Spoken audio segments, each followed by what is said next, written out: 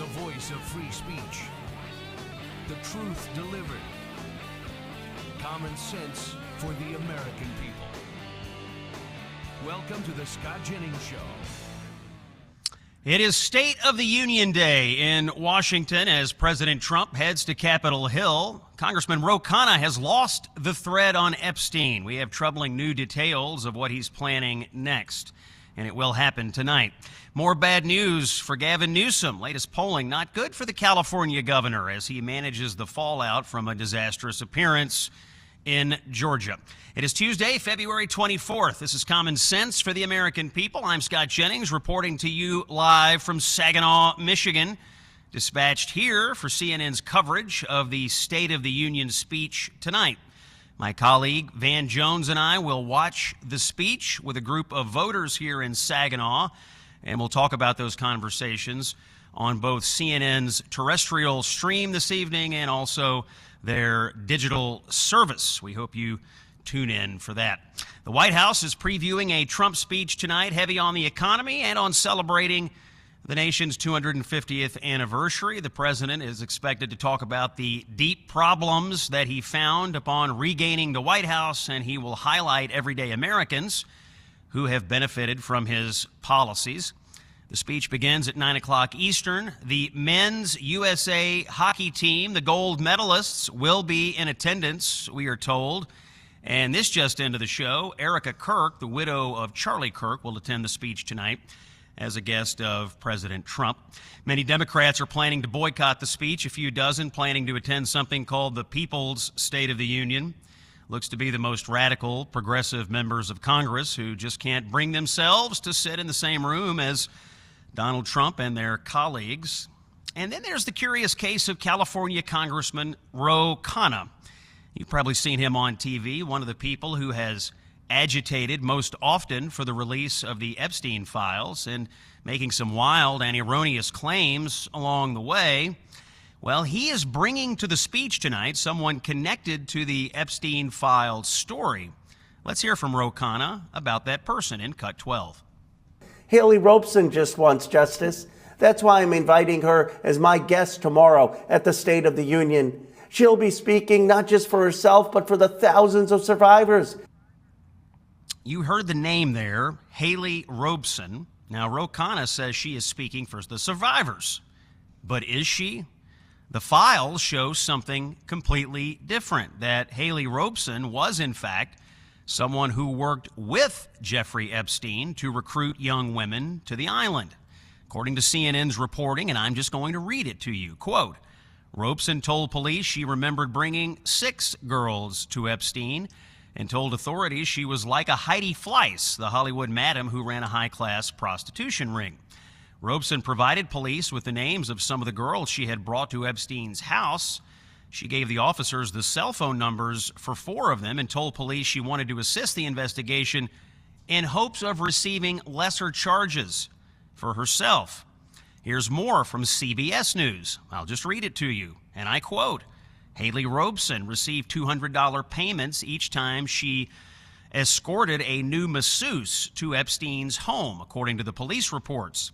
Robeson targeted girls from the rural area outside Palm Beach, where she grew up, because Epstein believed they were less likely to complain to authorities. Here again, Robeson likened herself to the so-called Hollywood madam Heidi Fleiss in an interview with Palm Beach police. And Epstein, she said, once admonished her for bringing a 23-year-old recruit to his home because she was told, the younger, the better. So of all the possible people that Congressman Khanna could bring to the speech tonight to highlight the Epstein issue, this is who he chooses. This latest Epstein fiasco with Khanna comes after he outed 4 innocent men on the House floor by name, whose names appeared in some files, but who had, it turns out, done nothing wrong. He claimed they were perpetrators, and in fact, they were just random people. Seems like Khanna has lost the plot here when it comes to Epstein. Seems that in his fervor to smear President Trump, he's actually doing a great disservice to the truth on an important story. Other news today, Idaho, another case of a radicalized anti-ICE political vigilante 43-year-old woman stole an ambulance and tried to use it to commit arson against an office building where the Department of Homeland Security was leasing space. Local TV picks up the coverage here in Cut 13. Police identified the suspect as 43-year-old Sarah Elizabeth George of Boise. Police say they arrested George just before 5 o'clock today outside her home in Boise.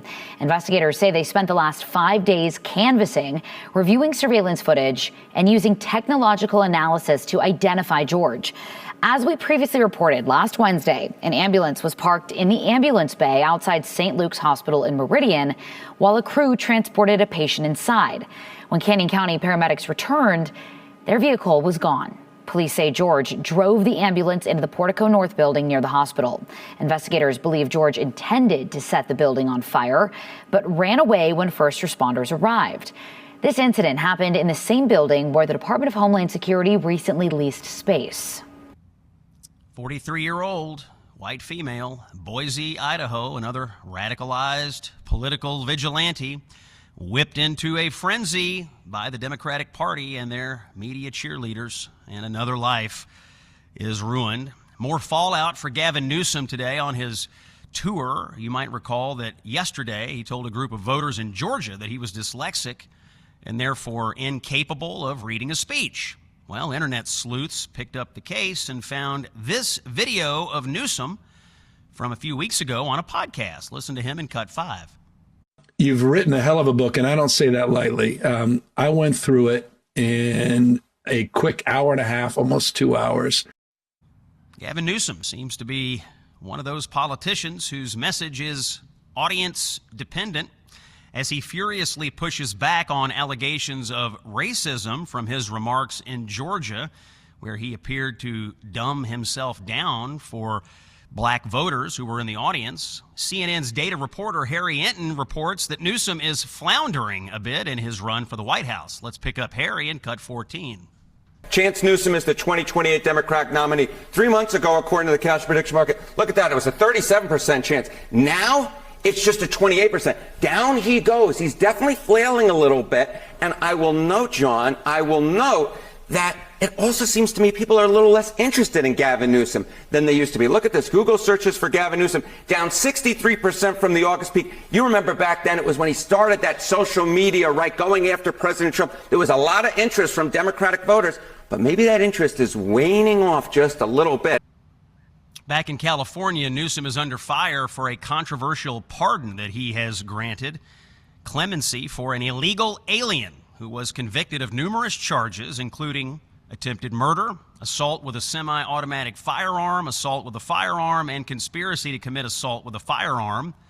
A judge sentenced him in 1997 to 14 years to life in prison. But this clemency from Newsom opens the possibility for this alien to use the immigration process to stay in our country. Newsom is also under intense criticism from law enforcement in Sacramento for a parole program that has let a child molester facing multiple life sentences out of jail. Listen to the Sacramento sheriff here in Cut number 4. He was given 3 consecutive terms, 20-year terms. He should have been in prison the rest of his life. Unfortunately, in 2020, a bill was passed that made folks eligible for parole as early as 50 years of age once they serve 20 years. So he qualifies. He's 64 years old. I'm 62. That is dead wrong. These children, he ruined their lives. And now he's eligible. And the damage he's done, he stole their childhoods. And my issue is the parole board. I read the reports.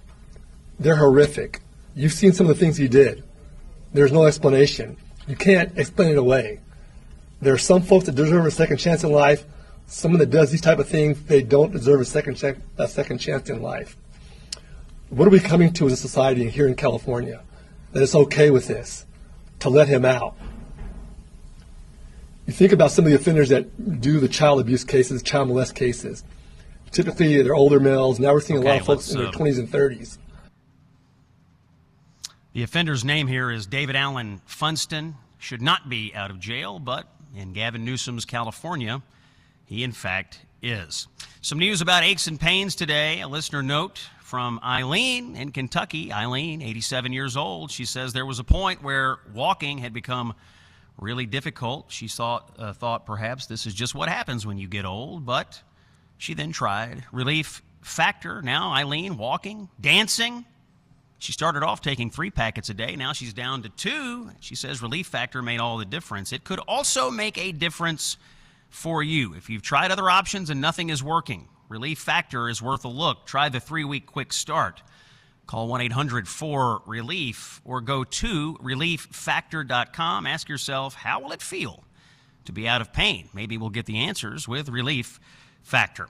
More to come on the Scott Jennings Show. When we come back, Brent Gardner from Americans for Prosperity is here. We'll discuss the President's State of the Union. It's common sense for the American people. Stay with us. Scott, listen, when I prep for my CNN debates, I need to know exactly where the national conversation is headed.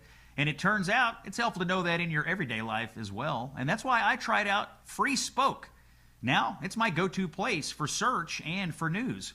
When you use Free Spoke, it's a search platform that gives you the full story. You get information from the left, you get it from the right, you get non-mainstream, you get independent journalists, you get podcast insights. What you get from Free Spoke is the full story all in one place. And here's the thing, when you search on Free Spoke, you know they are not going to sell your data. It's quite something, actually. It's fast, it's private, it's unbiased. Free Spoke helps me research topics and make sure that I understand the full picture. You can have this tool as well. Just go to freespoke.com/Jennings to download their app for free.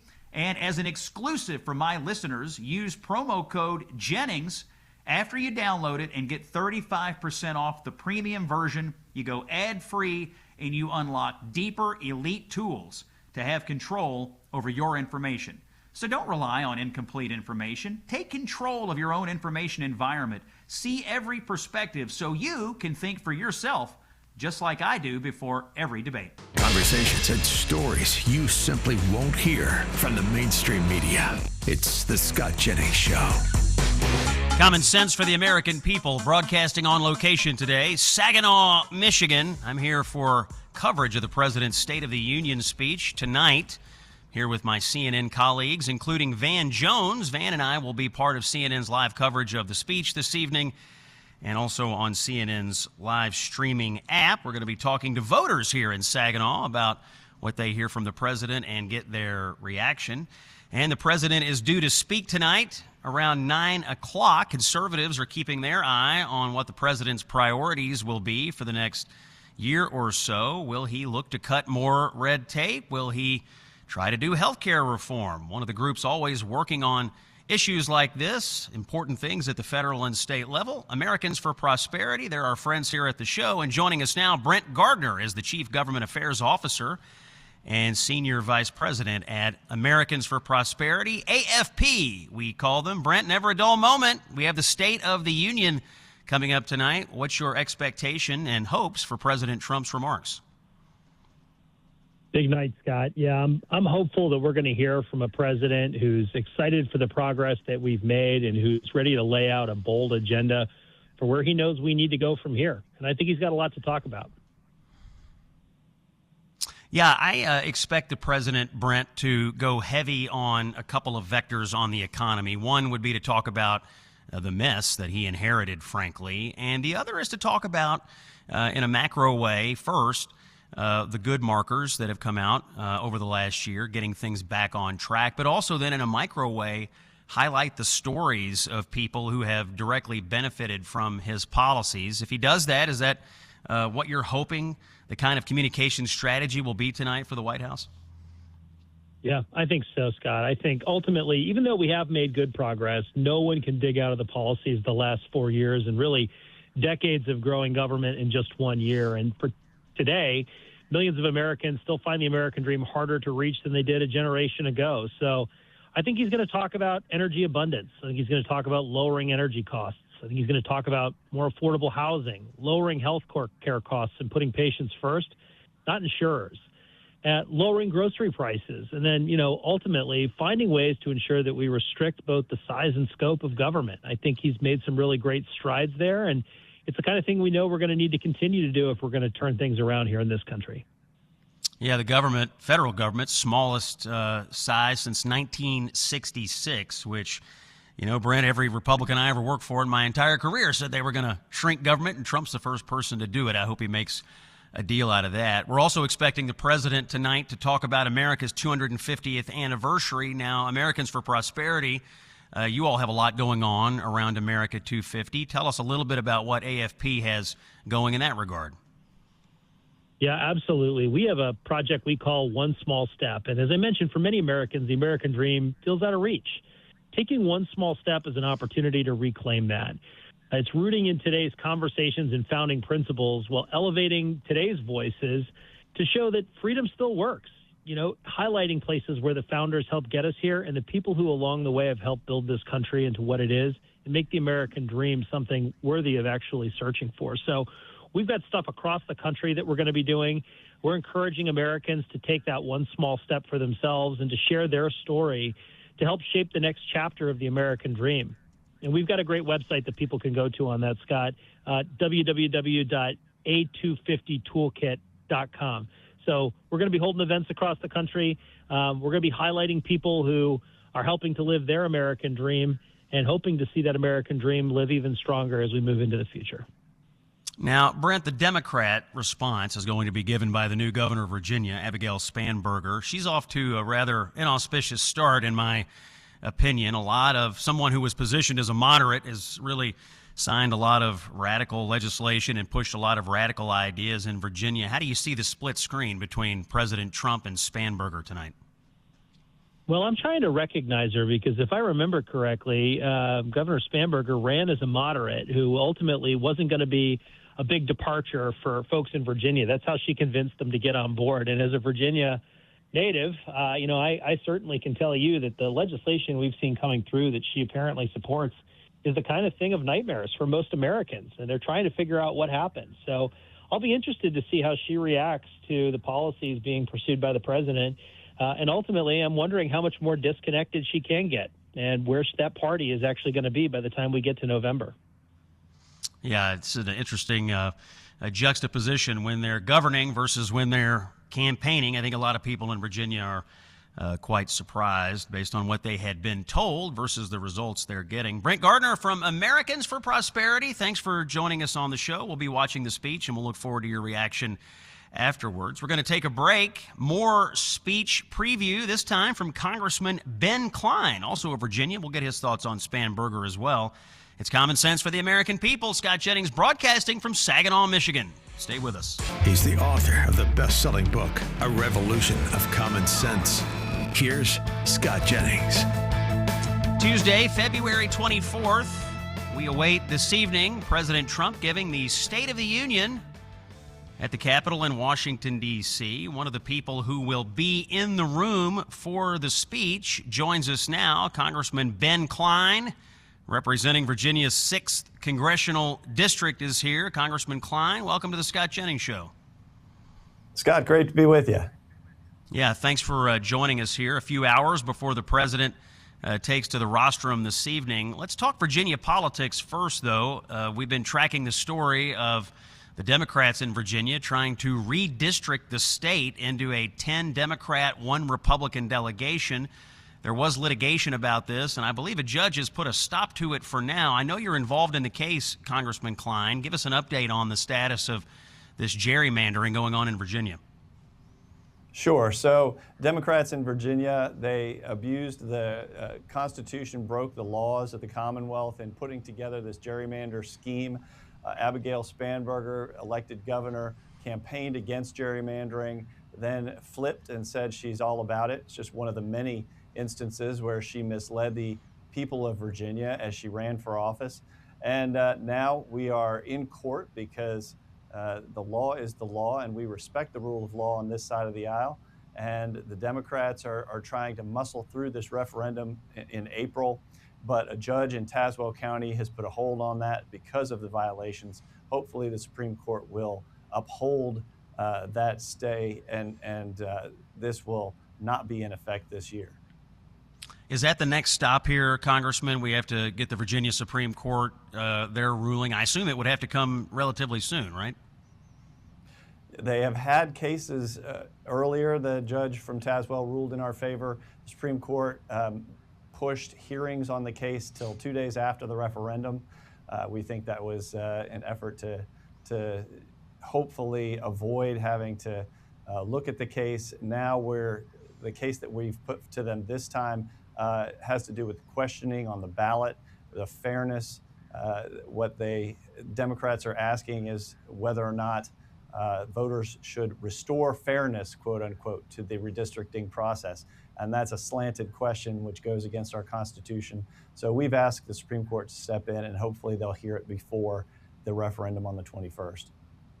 All right, we'll keep an eye on the Virginia redistricting situation. Let's talk State of the Union. What are you expecting to hear from the president tonight? What do you want to hear from the president tonight as he addresses the nation? Well, the president is going to talk about the great turnaround that we've seen from the Joe Biden administration, the great job he has done securing our border. You know, when you have zero illegal immigrants being let loose into the United States, released into the United States, that month after month after month, that is a huge reversal from the Biden days where we had millions coming in and being released. They're still in the country. Many of them are committing crimes, and so repatriating them to their countries of origin is a critical goal, and the president should talk about exactly how we are doing that. Now, people want to protest. We respect the First Amendment, but you can't interfere with the law enforcement agents who are doing their job, whether it's ICE or Border Patrol or anybody else, state or local law enforcement, doing their job to keep our communities safe. And so sending that message is important, but also talking about energy and the way we're moving toward energy independence again, talking about bringing inflation down from near 10% levels down to 2.5%. These are levels that are really helping people to be able to return affordability to our economy. This president, through the trade agreements that he's reaching with countries all around the globe, are helping to make sure that we bring down costs of goods, and making sure that when it comes to foreign affairs, that he is making sure that we keep a safe world for the United States citizens, making sure when it comes to places like Venezuela, like Iran, these countries that are meaning to essentially either do harm to their neighbors or traffic drugs into this country, that this president's not going to stand up for these kinds of actions anymore. Congressman Ben Cline is from Virginia. He's our guest previewing the State of the Union. We have heard, Congressman Cline, that about 40 Democrats are boycotting the speech tonight. Are you expecting Democrats to pull any other stunts in the hall this evening as the president speaks? I anticipate those exact kind of antics because they don't have good arguments on the facts.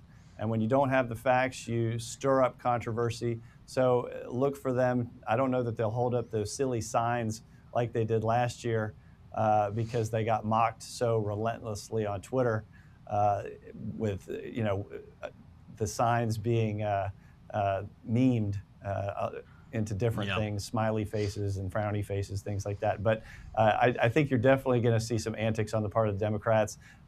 They wouldn't be Democrats if they weren't trying to stir up controversy. This speech tonight, Congressman Cline, comes amid a partial government shutdown. The Department of Homeland Security, at least in part, is shut down right now, and there's been some concern that we're about to start seeing travel problems at the nation's airports involving TSA. We saw this in the government shutdown the Democrats caused at the end of last year.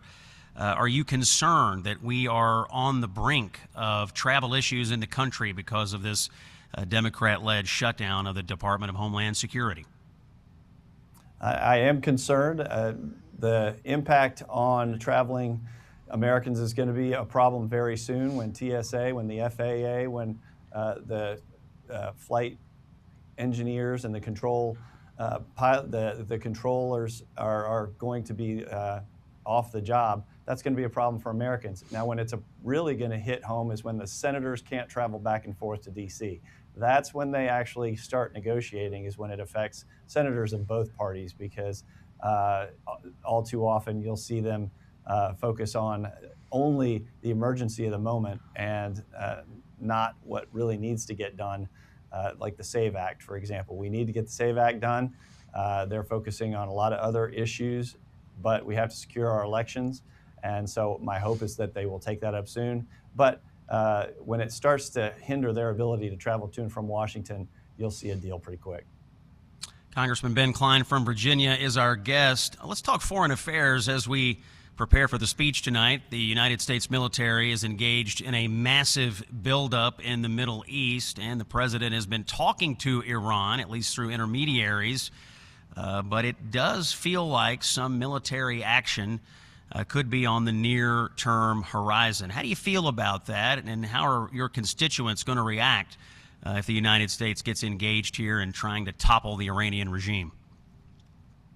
Well, I don't think that the president's goal is for regime change, but I do think the president was very decisive when he went in and struck Iran's nuclear capabilities, and making sure that they aren't able to reconstitute those capabilities is a goal that we all share.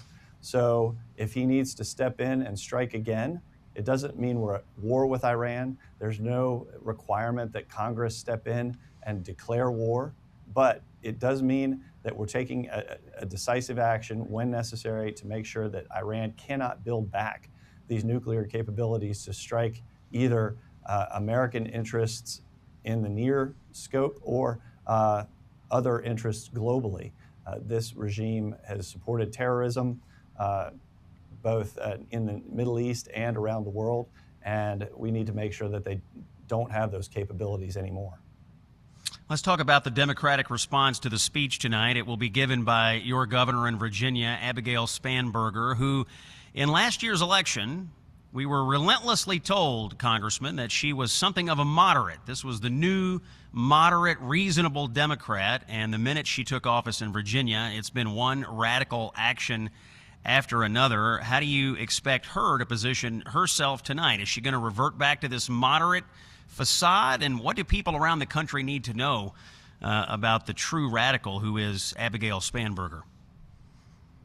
Well, working with her for the 6 years that she was in the U.S. House with me, we saw that she would talk a good game when it came to sounding moderate, but then voting with Nancy Pelosi or Hakeem Jeffries 100% of the time. Rarely would she take a position that was outside the liberal mainstream. And when she got elected governor, after running on that moderate rhetoric, she actually took a step to the left by disengaging our agreement with ICE.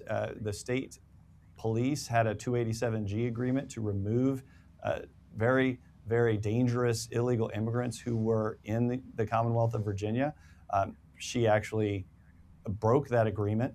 And for energy purposes, she actually re-engaged with the Regional Greenhouse Gas Initiative, RGGI, which is a harmful economic impact on the Commonwealth of Virginia, our ability to draw jobs, draw employers to the Commonwealth. So a radical on energy issues, a radical on immigration issues, and then she's been bullied by the Democrats in Richmond into signing on to these redistricting bills when she would campaign against gerrymandering. She said it was harmful to the process, and yet she's signing whatever the Democrats in Richmond put in front of her, happy to participate in this harmful civic exercise in gerrymandering, which hopefully will be overturned by the courts soon. Yeah, some of the anti-business rhetoric and anti-business legislation is already having an impact. I read that Virginia is losing Boeing's National Defense Wing. They're moving back to St. Louis. Are you expecting Virginia to suffer more job loss, more people moving out of the state thanks to the Spanberger turn towards anti-growth radical policies? Absolutely. You know, under Glenn Youngkin's leadership as governor, we had a return to economic resilience. We had people actually moving into the Commonwealth of Virginia. Our population was growing. And the more she strays from these economic policies, the more likely it is we're going to see that economic downturn, businesses fleeing the Commonwealth, and the cost of living going up and the standard of living going down in the Commonwealth. Congressman Ben Cline of Virginia, thanks for joining us. We'll see you in the chamber tonight as the president addresses the nation around 9 o'clock for the State of the Union. Appreciate your time today. Thanks, Scott. All right, we're going to take a break, but when we come back, I'm going to play some remarks for you. Do you remember Susan Rice, Obama's national security advisor? Well, she's threatening Trump supporters out there. You want to hear this? It's Common Sense for the American People. I'm Scott Jennings, on location today in Saginaw, Michigan. We appreciate you listening. We'll be back right after this. Stay with us. You've heard the narratives. Now get the truth. It's the Scott Jennings Show. It is Tuesday, February 24th, broadcasting on location today in Saginaw, Michigan. It's cold in Saginaw, but it'll be warm this November when you join me and my colleague here at Salem, Mike Gallagher, on the unforgettable Gulf of America cruise.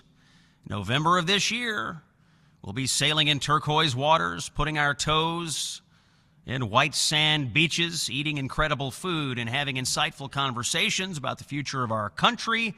Mike Gallagher and I will dive into all these issues shaping America.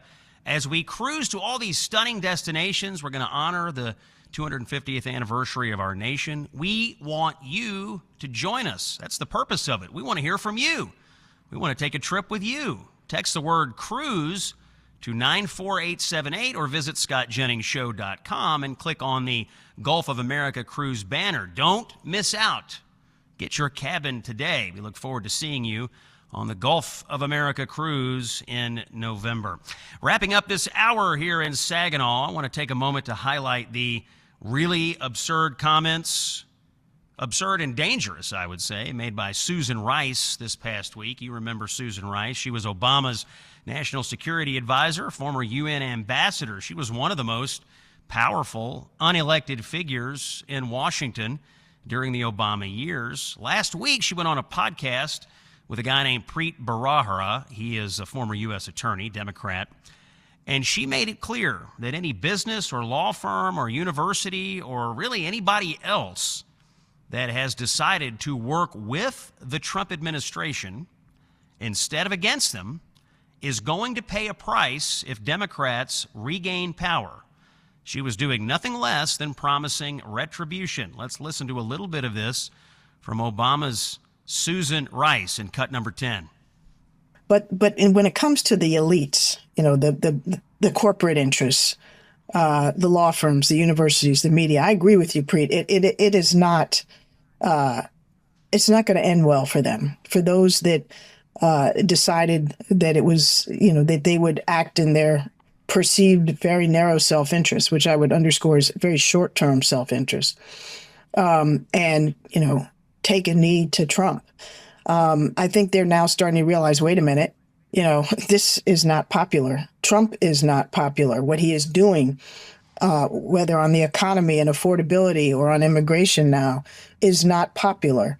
And that there is likely to be a swing in the other direction. And they are going to be caught with more than their pants down. They're going to be held accountable by those who come in opposition to Trump and win at the ballot box.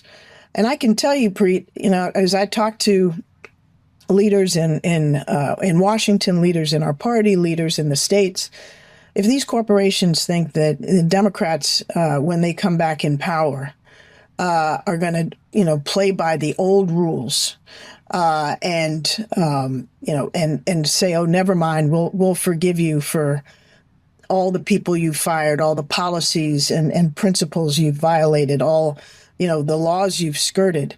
I think they've got another thing coming.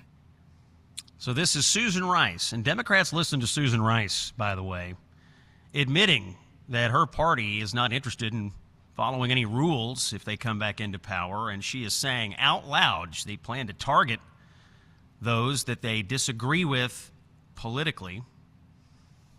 when people who have held immense power in this country start talking like this, when they sound desperate, when they sound unhinged, when they sound like they want to punish their fellow Americans, it tells you something deeper is going on out there. It's retribution for their enemies. This has become the norm for the Democratic Party. She's hardly the only Democrat who's out talking about retribution right now, but she is one of the most powerful. She is an advisor to powerful Democrats. They do listen to her. She's part of this class of permanent Washington power brokers who never expect to lose their grip.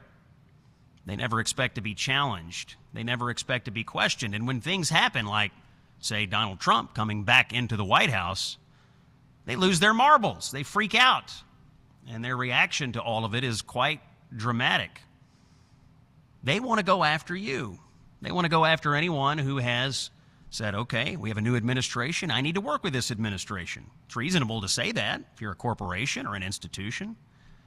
But for people and institutions that have done that, they now have a target on their back placed there by Susan Rice and others who believe in punishing you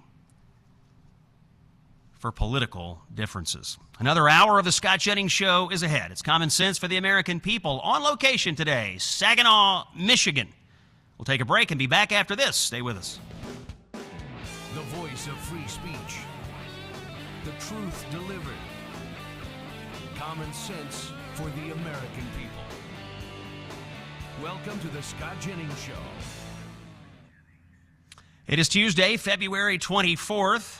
Scott Jennings broadcasting to you live today from Saginaw, Michigan. I've been dispatched here by CNN to cover the President's State of the Union speech tonight. My colleague Van Jones and I will be here in Saginaw watching the speech with a group of voters and talking with them and then broadcasting about how they're feeling about the state of our union and about the President's speech tonight. So you'll want to check that out on CNN. We're glad to be here. Great hospitality here in Saginaw and a wonderful location for broadcasting the show today. Quick check of the headlines. Secretary of State Marco Rubio briefing top lawmakers today at 3 o'clock on the issue of Iran. This is the so-called Gang of Eight, the leadership and the head of the intelligence committees. The briefing is being held virtually. It does include people from the House and the Senate. Rubio has delayed a trip to Israel from Saturday until Monday, and the United States continues its military buildup in the Middle East. The director of the CIA, John Ratcliffe, will join Secretary Rubio for the briefing today. A judge has declined to dismiss the prosecutors from the case against alleged Charlie Kirk shooter Tyler Robinson. This just in. Robinson's defense attorneys had asked for the entire Utah County Attorney's Office to be recused from the case, arguing that the presence of a lead prosecutor's child at the Charlie Kirk event where he was assassinated had tainted the prosecution, but the judge disagreed, and the prosecutors will remain. Latest on Nancy Guthrie. Her daughter, Savannah Guthrie, is now offering a $1 million reward for, quote, any information that would lead to the recovery of her mother, Nancy. Still no real new information from police out in Arizona. And tonight, the president touts his economic agenda and celebrates the nation's 250th anniversary in his State of the Union speech, which begins around 9 o'clock. We kick off our second hour with someone who will be in the room. Our friend, Congressman Buddy Carter of Georgia, is here. He chairs the Energy and Commerce Subcommittee on Health. Buddy Carter, welcome back to the Scott Jennings Show. For having me. Always a pleasure to talk to you, my friend. Yeah, thanks, Buddy. And we should mention that Buddy is running for the United States Senate. He's in the Republican primary there in Georgia. The incumbent is Democrat John Ossoff. Congressman Carter, you'll be in the room tonight, and you have a particular focus on health care in your work in Congress. What do you want to hear from the president on that particular vector tonight as he speaks to the nation? Well, first of all, the president and this administration, we've been very successful in bringing down drug prices, and that is important.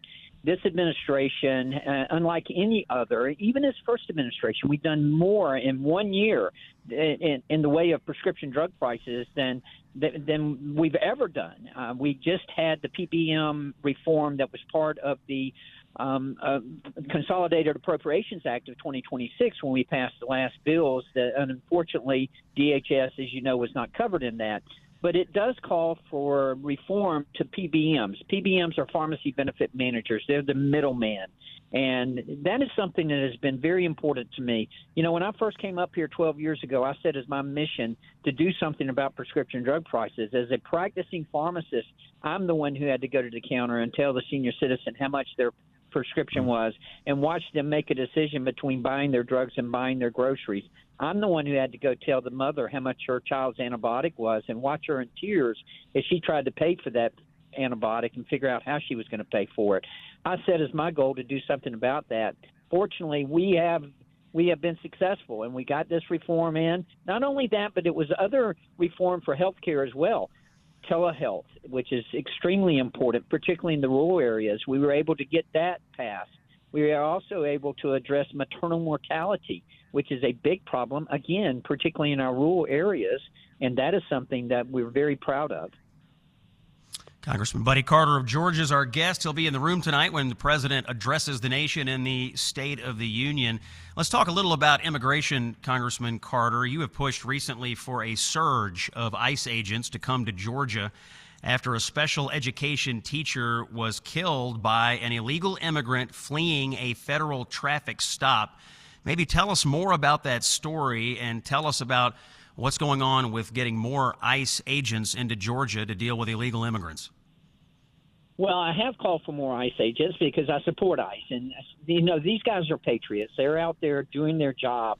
We're trying to get rid of the criminal, illegal immigrants who are in this country. We had a tragedy in my hometown of Savannah, Georgia, where one of our beloved teachers, Linda Davis, was killed by an illegal immigrant who was fleeing, who was resisting arrest, traffic accident, and it was just horrible. But these Democrats really do have blood on their hands now as a result of this. After all, the rhetoric is so bad right now. They're encouraging people not to cooperate with ICE, to resist ICE. That kind of rhetoric is what led to this disaster, to this tragedy, and that is taking the life of one of our dear members of our community, an educator. And that's got to stop. You know, we teach our children that words matter and that actions have consequences. Well, the words that the Democrats are using right now and encouraging people, again, to resist and not to cooperate with ICE, that's what's resulting in the problems that we're having right now.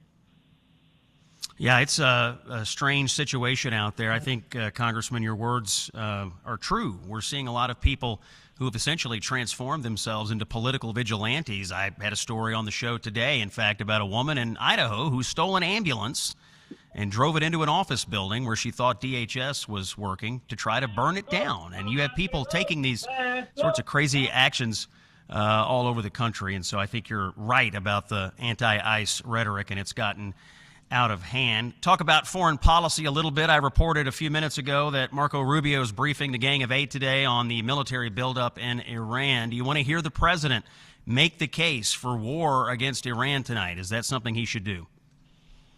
Well, hopefully we don't get to that point, but yes, I do. You know, Iran needs to come to the table. They need to negotiate. They need to understand that this is a president who says what he means and means what he says. And he is not kidding. He's not bluffing here. He is going to cause and inflict pain on them if they don't cooperate. They need to make sure that they come to the negotiating table and that they cooperate with us in the nuclear negotiations. They need to stop funding terrorism. They need to stop killing their protesters. All of these things need to stop, and we need to get Iran's attention. You know, it's interesting to me, Scott, that this is really not the Iranian people. This is just the leaders, the Ayatollahs. They are the ones who are causing the problem. The Iranian people don't want this. They want this to stop. They hope America is successful in stopping the Ayatollahs. Congressman, we've got about a minute here. I want to give you a chance to talk to people about the race for U.S. Senate in Georgia. Make the case. What makes Buddy Carter the best Republican to take on Jon Ossoff this fall in what should be one of the most targeted races in the country? And it will be, and we need a change. We need someone who represents Georgia values. I'm a lifelong Georgian, and I represent Georgia values. Why am I the one to to help President Trump deliver his America First policies in the Senate, because I've been doing it. I've been doing it in the House. I did it through his first administration. I've done it this last year. We'll continue to do it over in the Senate. Right now, John Ossoff represents more of the California, New York, and Illinois values than he does of Georgia values. That is not something we need. We need someone who is going to support ICE, who is going to support DHS, who is going to support. You know, I'm blessed to have 6 granddaughters, and I do not want them competing against a biological male in athletics. I do not want a biological male in their locker room.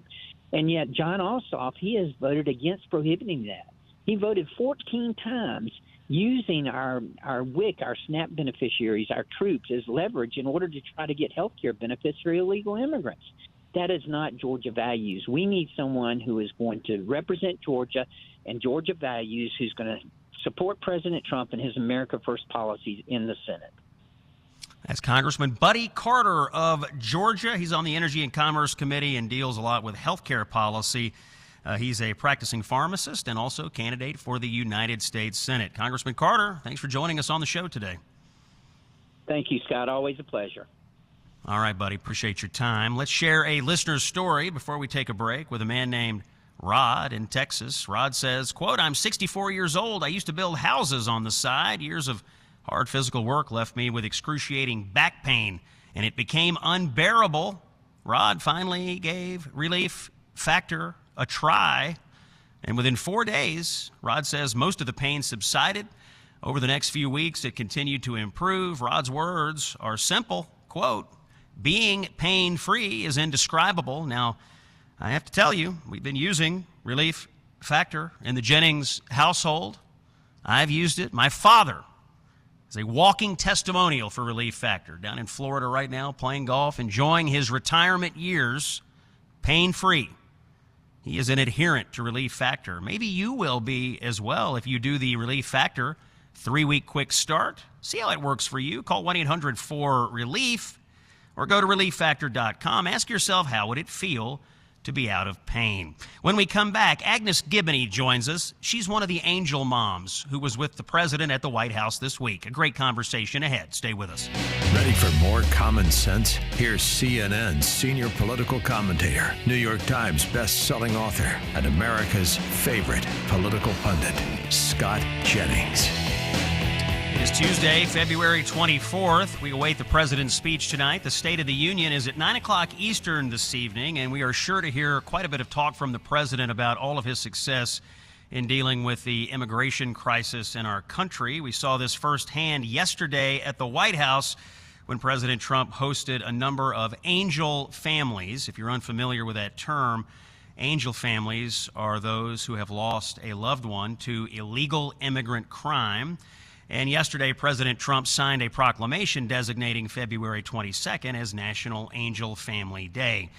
These stories are tragic, and joining us now on the show is Agnes Gibney, who unfortunately knows this pain all too well. She herself is an angel mom. She was in attendance yesterday as President Trump highlighted these families. Agnes, I'm so grateful for your time today. Welcome to the show. Why don't you take a moment, tell us your story, and tell us what it was like to be at the White House with President Trump yesterday. Sure. Thank you for having me. Yes, my story is my son, firstborn and only son, was shot and killed by a previously deported criminal illegal alien because our borders are open. And yesterday I had the honor and the privilege to be at the White House when President signed the Angel Families Remembrance Day, which will be every year March 22nd. And I'm honored that all of our loved ones who have been killed by illegal aliens will be remembered that day nationally. What was it like to be with the president yesterday? You know, often, Agnes, we discuss these things as macro policy issues, but for you and for the other angel families, it's all too personal and it's all too real. What was it like to talk to the president about your story? What did you experience with him in your conversations?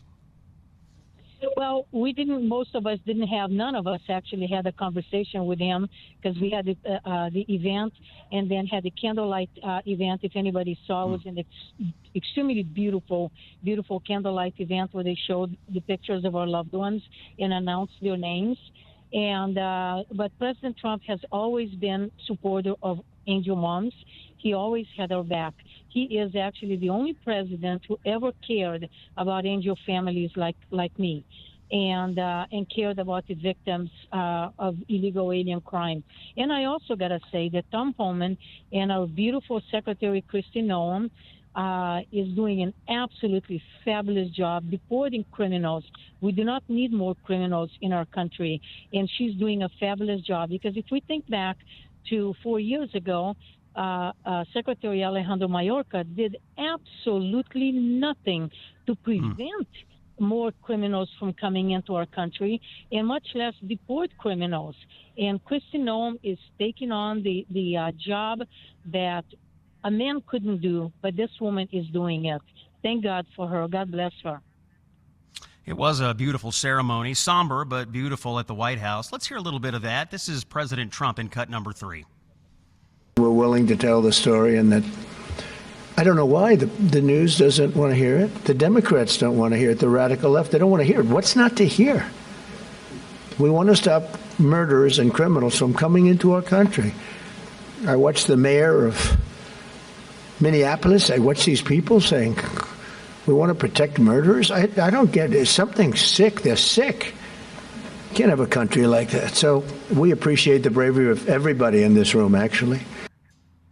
Agnes, when you hear certain people in our politics today say that we need to abolish ICE or that we don't need to take seriously deporting these criminal illegal aliens, for someone who has experienced the pain of losing your own son, what goes through your mind when you hear these politicians?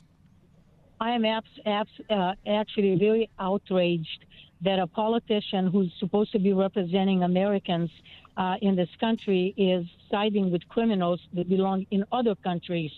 And I am very disappointed. They need to all retake their oath of allegiance to this country, because they forgot that little clause that says, I swear to defend my country against foreign and domestic invaders. And they're not doing that.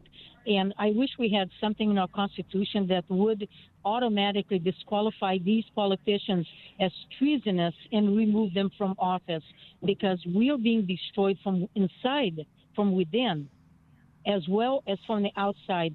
If we cannot protect our own, how strong can we be? Yeah. And President Trump has done so much already.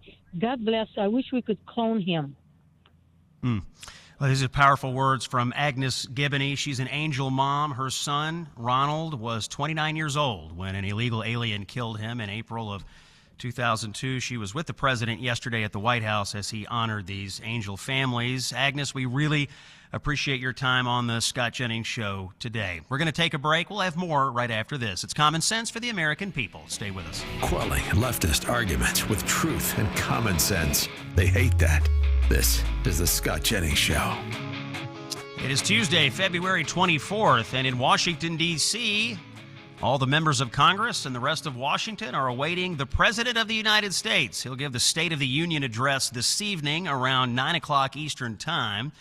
Now, I'm broadcasting the show today from Saginaw, Michigan. I've been dispatched here by CNN for State of the Union coverage tonight. My colleague Van Jones and I will be watching the speech with a group of voters here in Saginaw, and we're going to talk about those conversations on the air tonight on CNN. So we'll look forward to both hearing what the president has to say and hearing what the voters here in Michigan have to say as well. We look forward to your tuning in for that. To continue to preview the president's speech, we go back to Capitol Hill for another live interview. We have Congressman Craig Goldman, representing Texas 12.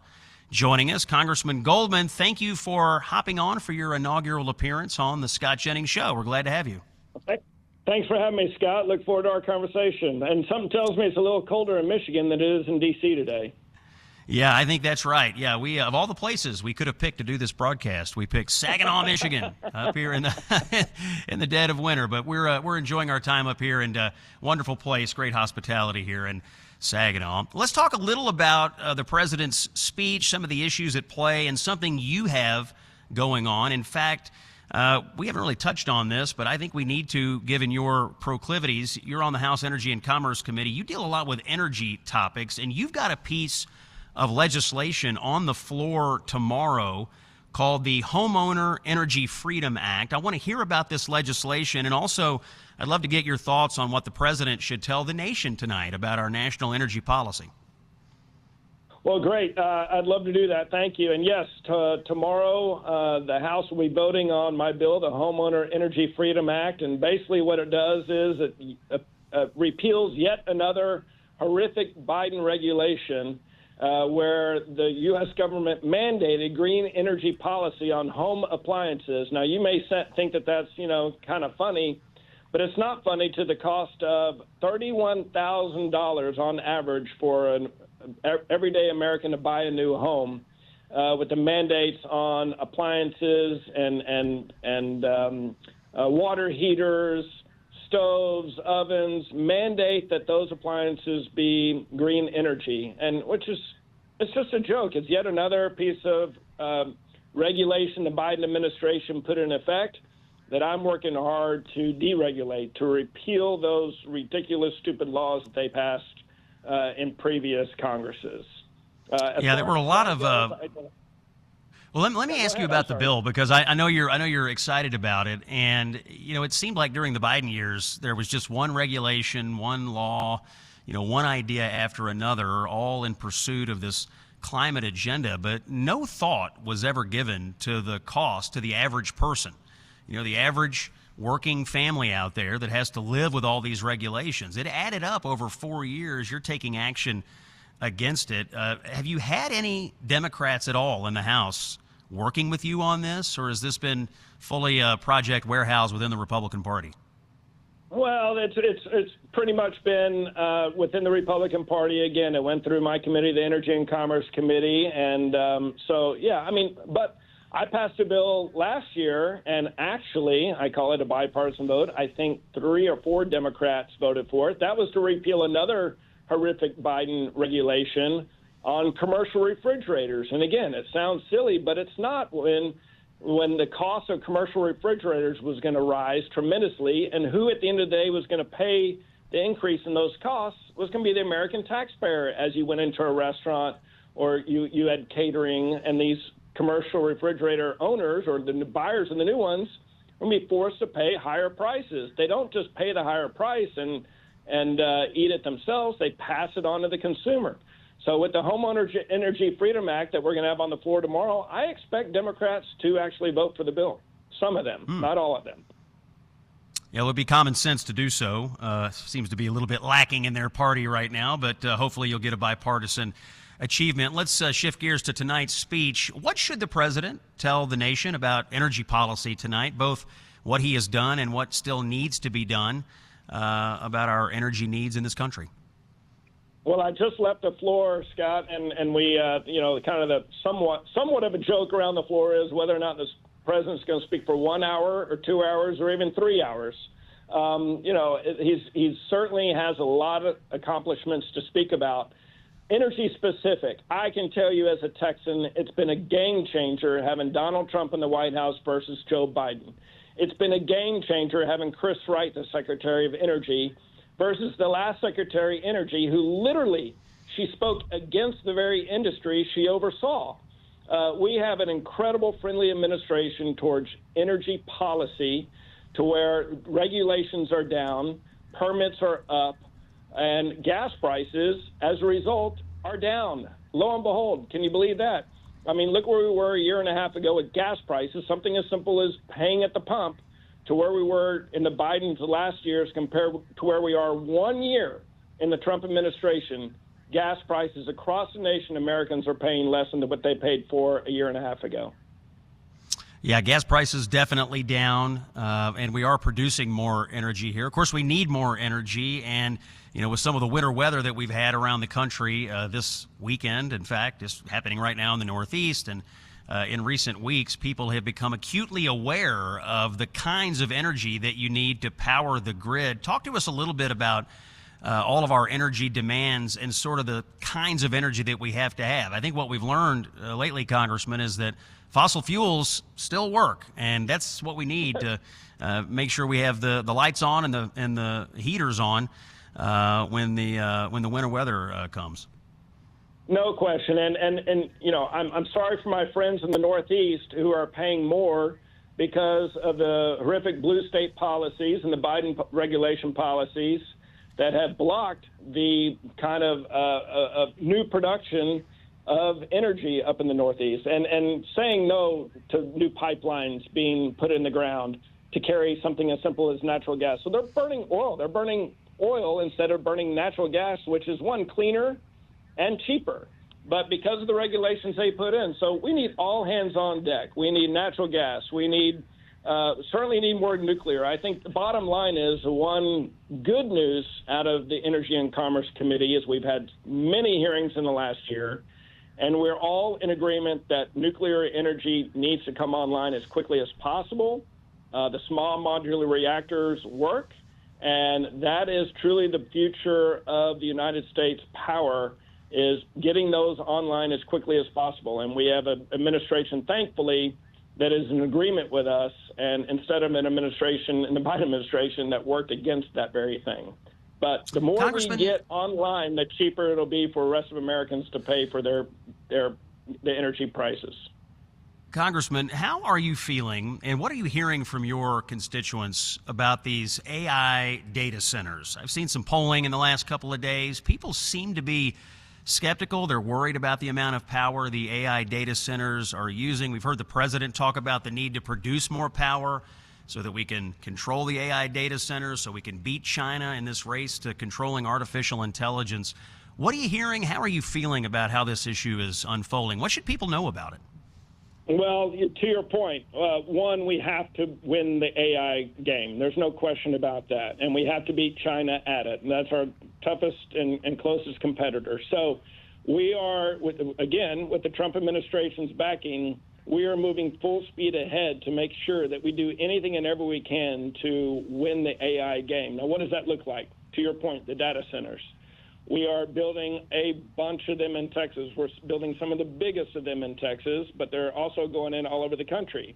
They do take a lot of power. They also take a lot of water.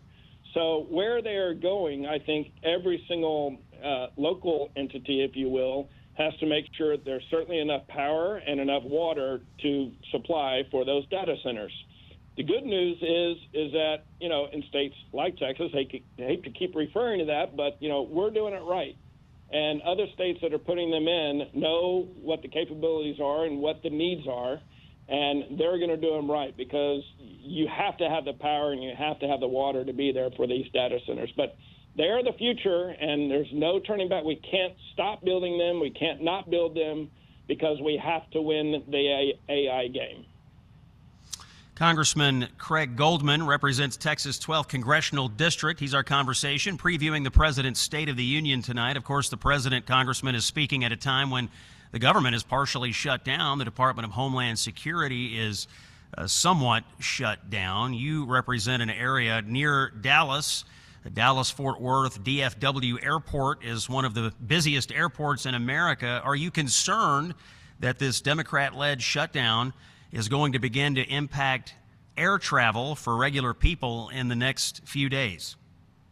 Well, I certainly hope not. Am I concerned? Yes. Do I hope that it happens? No. Is this a political game by the Senate Democrats? Absolutely.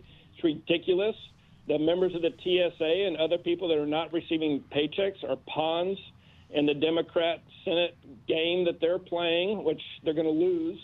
They're not going to win anything out of this. And it's just ridiculous that Chuck Schumer is leading this, is using our TSA agents and our hardworking men and women who get funded by Homeland Security.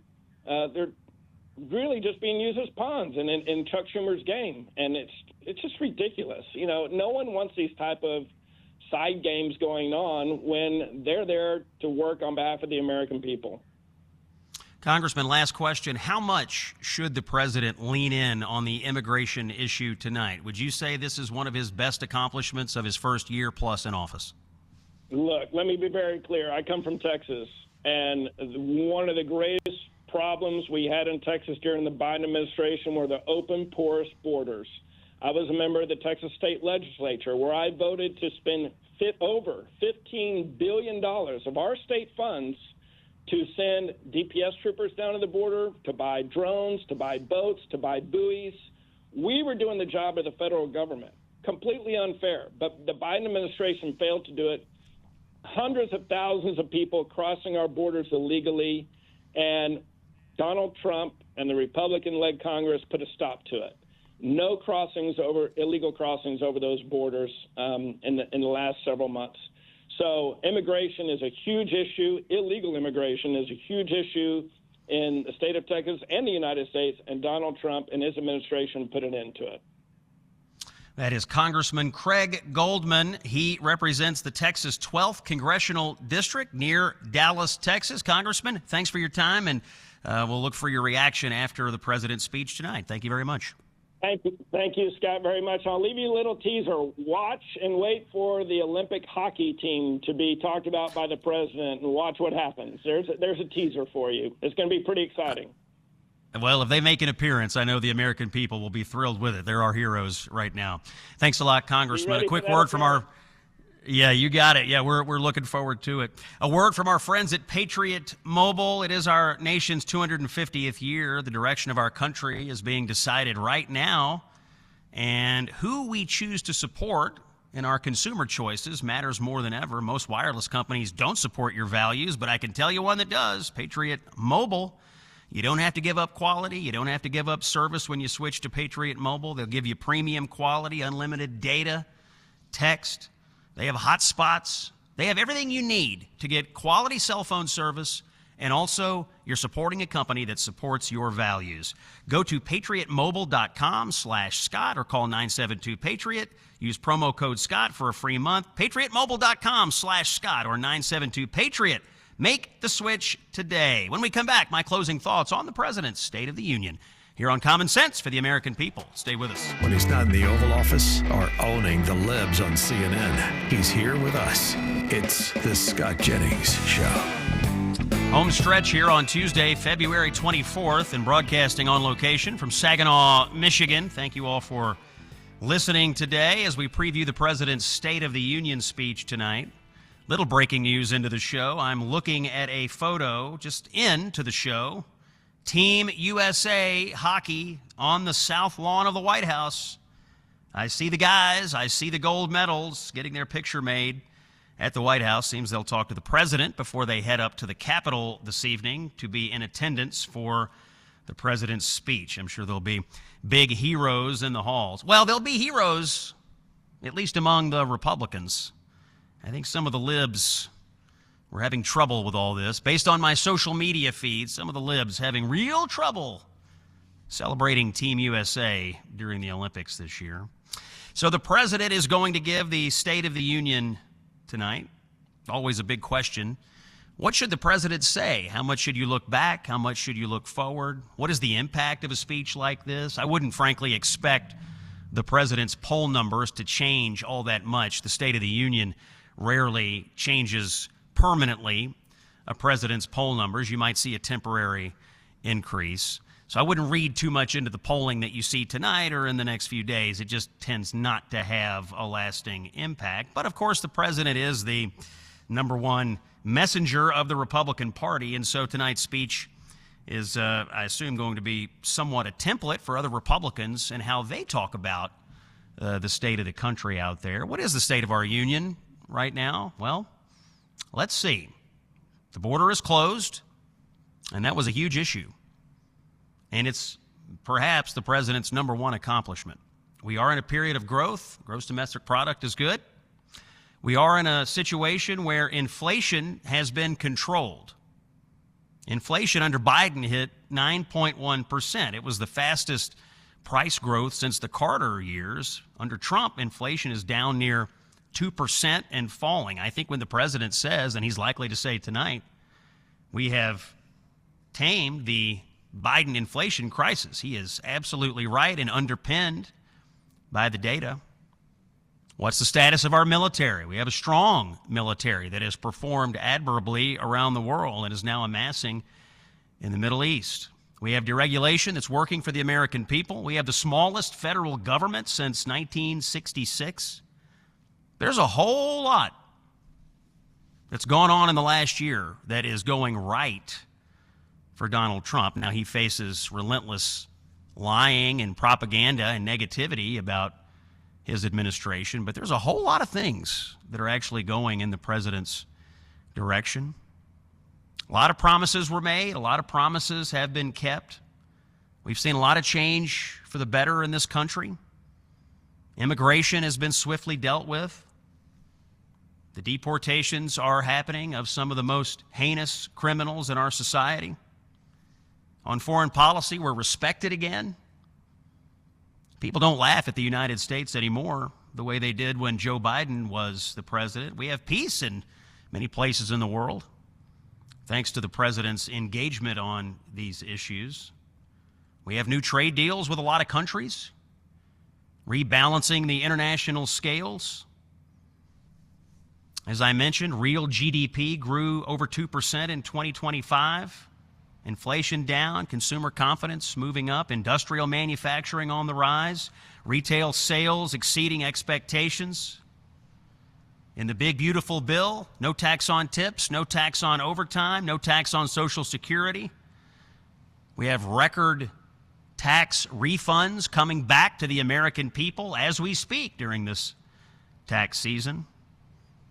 A lot of things are going right for Donald Trump, but he does have to acknowledge to the American people, I know how much pain you were in. I know why you were in that pain. It was thanks to the policies of the Biden administration. I know how deep the hole is, and I am working feverishly to get us out of it. I'm building a ladder as fast as I can. That's really the message the president's going to have to deliver this evening. The speech is at 9 o'clock. We'll be watching here from Saginaw, talking with voters about it, and we'll look forward to discussing the aftermath on the show tomorrow. I'll be back in Washington for that. I've got a number of United States senators coming on the show tomorrow for their reactions. As we close out today, I did want to put in another reminder about the cruise we're taking in November 2026. Mike Gallagher and I taking a cruise. If you want to book your cabin, do it now. Text the word cruise to 94878 or visit scottjenningsshow.com and click on the Gulf of America cruise banner. It's the State of the Union tonight. We react tomorrow. Thank you for listening. Live from Saginaw, it's Common Sense for the American people. We'll see you tomorrow. Common sense for the American people. This is the Scott Jennings